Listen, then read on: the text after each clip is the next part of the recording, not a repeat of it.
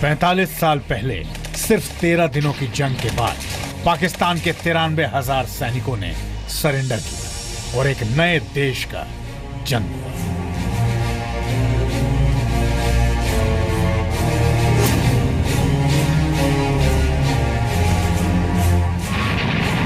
जब भारत के जवानों के सामने पत्ते की तरह उड़ गया टिक्का खान का हर एक प्लान, याहिया के हाथ से गई पाकिस्तान की कमान और नियाजी ने किया इतिहास का सबसे बड़ा आत्मसमर्पण।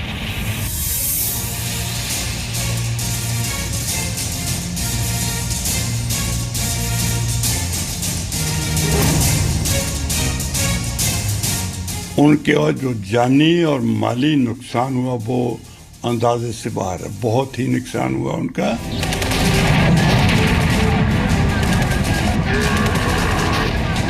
ये बहुत महत्वपूर्ण थी, उससे उनकी जो फौज थी वो तितर-बितर हो गई थी।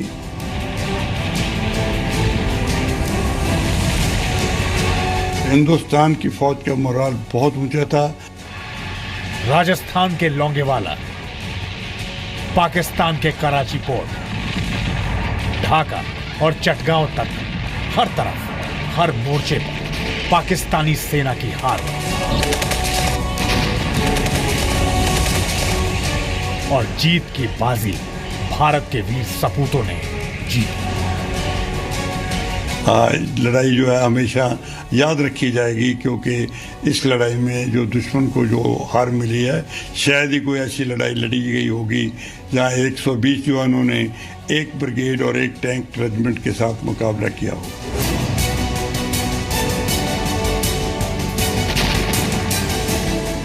सेकेंड वर्ल्ड वॉर के बाद सबसे बड़े युद्ध को जीतकर भारतीय सेना ने साबित कर दिया कि पाकिस्तान चाहे जितनी भी कोशिश कर ले, भारत से जीतने का उसका सपना हमेशा सपना ही रहेगा। आजाद हिंदुस्तान का सबसे बड़ा युद्ध। जी हाँ, फक्र है इस बुलेटिन को आपके सामने पेश करते हुए, आजाद हिंदुस्तान का सबसे बड़ा युद्ध। हमारी इस सीरीज में आपका बहुत बहुत स्वागत है। किसी जंग के बारे में बताएं आपको, उससे पहले आज युद्ध का आंखों देखा हाल, उसमें शामिल योद्धा आपको बताने वाले हैं। अगले आधे घंटे में 1971 की जंग के नायक रिटायर्ड ब्रिगेडियर कुलदीप सिंह चांदपुरी 45 साल पहले 4 दिसंबर की रात का पूरा मिलिट्री ऑपरेशन आपको अपनी जुबानी बताएंगे। इस दिन पाकिस्तान ने राजस्थान के लोंगेवाला पोस्ट से घुसपैठ की कोशिश की थी। यह आजाद हिंदुस्तान का सबसे बड़ा युद्ध था, जिसमें भारत के 120 वीर जवान पाकिस्तान के 7 टैंक्स के सामने फौलाद की दीवार बनकर खड़े हो गए।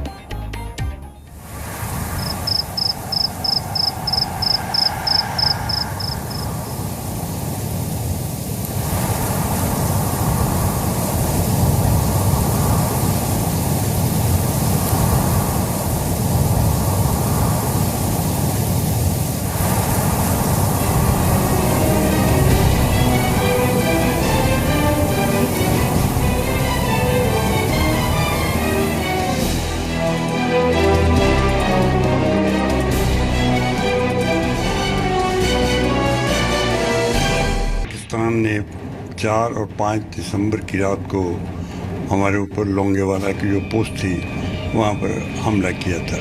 उस फोर्स में जो पाकिस्तान हमारे देश के अंदर लेकर आया था, उसमें एक ब्रिगेड ग्रुप और एक रेजिमेंट प्लस स्क्वाड्रन यानी 60 टैंक लेकर उन्होंने लोंगेवाला की तरफ चढ़ाई की थी।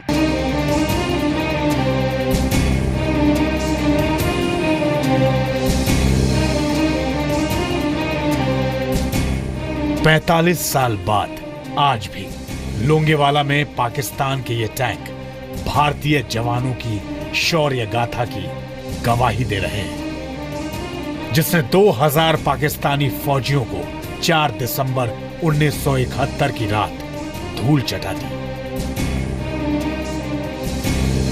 दूसरे विश्व युद्ध के बाद पहली बार एक लड़ाई में किसी देश की फौज के इतने टैंक एक साथ तबाह हुए थे। लोंगेवाला की उस लाजवाब जीत के हीरो थे मेजर कुलदीप सिंह चांदपुरी और उनके 120 शेर दिल जवान। लड़ाई जो है हमेशा याद रखी जाएगी, क्योंकि इस लड़ाई में जो दुश्मन को जो हार मिली है, शायद ही कोई ऐसी लड़ाई लड़ी गई होगी जहां 120 जवानों ने एक ब्रिगेड और एक टैंक रेजिमेंट के साथ मुकाबला किया। थार के रेगिस्तान के बीचों बीच हम आपको लेके आए हैं भारतीय सेना के लोंगेवाला पोस्ट पर। और लोंगेवाला पोस्ट की जब बात होती है तो 1971 में भारत और पाकिस्तान के बीच हुए युद्ध की याद आती है। उस युद्ध की कहानी जिसे भारतीय वीरों ने स्वर्णिम अक्षरों में इतिहास के पन्नों में दर्ज किया। एक ऐसा युद्ध जिसमें असला और गोला बारूद तो कम थे, लेकिन हौसले अटल थे। तो आइए उस युद्ध को दोबारा रिकंस्ट्रक्ट करते हैं और आपको बताते हैं किस तरीके से भारतीय सेना ने जबरदस्त शिकस्त दी थी पाकिस्तान को 1971 के युद्ध में।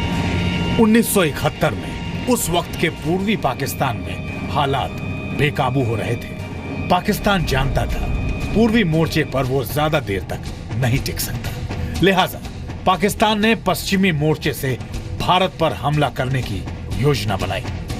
पाकिस्तान का प्लान था जैसलमेर पर कब्जा करते हुए राजस्थान में भीतर तक घुस जाना, लेकिन इसके लिए पाकिस्तान को लोंगेवाला पोस्ट को पार करना था। 2000 फौजियों और 60 टैंक से लैस पाकिस्तान सेना की एक टुकड़ी लोंगेवाला पर कब्जे के इरादे से आगे बढ़ रही थी। पंजाब रेजिमेंट की 23वीं बटालियन की कमान संभालने वाले कुलदीप सिंह चांदपुरी ने अपने ही बटालियन के एक लेफ्टिनेंट धर्मवीर को अपनी प्लाटून के साथ अंतर्राष्ट्रीय सीमा पर यह पता लगाने के लिए भेजा कि आखिरकार क्या हो रहा है वहां। और लेफ्टिनेंट धर्मवीर ने जो कुछ भी देखा वो बेहद चौंकाने वाला था। और वहीं से यह मैसेज मेजर साहब के पास पहुंचा कि पाकिस्तान की सेना पूरे साजो सामान और असले बारूद के साथ हिंदुस्तान की सीमा की तरफ बढ़ रही है। लोंगेवाला के अलावा भारतीय सेना की एक छोटी सी टुकड़ी रामगढ़ में मौजूद थी। पाकिस्तान का प्लान साफ था कि पहले लोंगेवाला पर कब्जा किया जाए और फिर रामगढ़ होते हुए जैसलमेर और दिल्ली तक पहुंचा जाए। लेकिन यह सपना कभी पूरा नहीं हो पाया। लोंगेवाला पोस्ट पर 1971 में तैनात ब्रिगेडियर चांदपुरी के मुताबिक अगर 120 जवानों ने पाकिस्तान को नहीं रोका होता तो जंग का नतीजा कुछ और हो सकता था। अगर लोंगेवाला में ये लड़ाई ना होती या उनको रुकावट ना मिलती तो लोंगेवाला के पीछे का जो इलाका था जैसलमेर या जोधपुर तक, वहाँ पर कोई फौज तैनात नहीं थी। तो अगर वहाँ पर ये रात हम ना उनकी लड़ाई करते या लड़ाई पूरी रात ना चलती और सुबह एयरफोर्स हमारी मदद के लिए ना आती तो पाकिस्तान के लिए आगे कोई रुकावट नहीं थी। बहुत सा हमारा राजस्थान का इलाका जो था वो उनके कब्जे में आ जाता। 120 हिंदुस्तानी सिपाही और वहां पाकिस्तान के 2000 सिपाही भारी पड़ गए उन पर हमारे 120 सपूत।